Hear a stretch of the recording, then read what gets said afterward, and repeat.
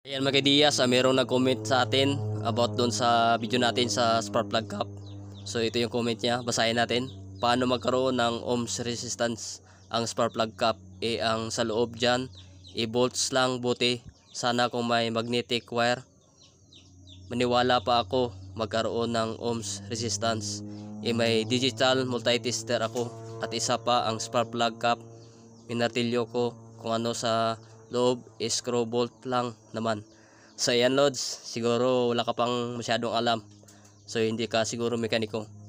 So patunayan ko sa iyo, tingnan mo sa video.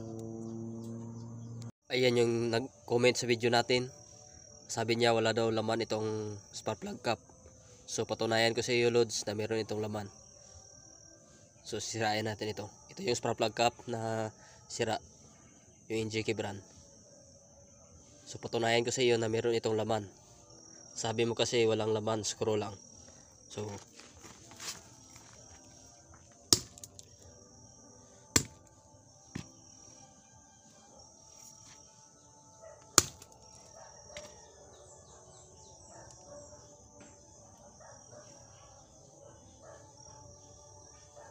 ito, ayan.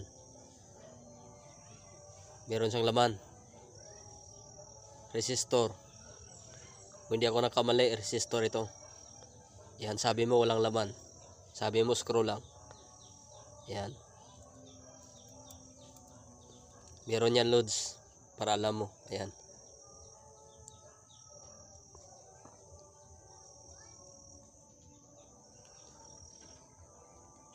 Ito yung laman niya. Yan.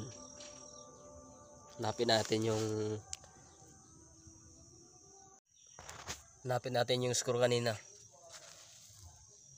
So ito mga Diyas. So yan. So ito na nakita na natin. So sabi mo Lods, walang laman sa loob. Ayan, ano yan? So PK siguro yung spark plug cap na binili mo.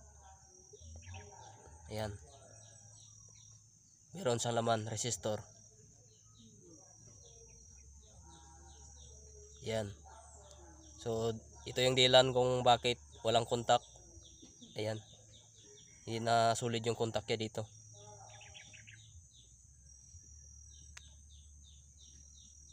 Umitim na. So peace out. So meron niyang laman Lods.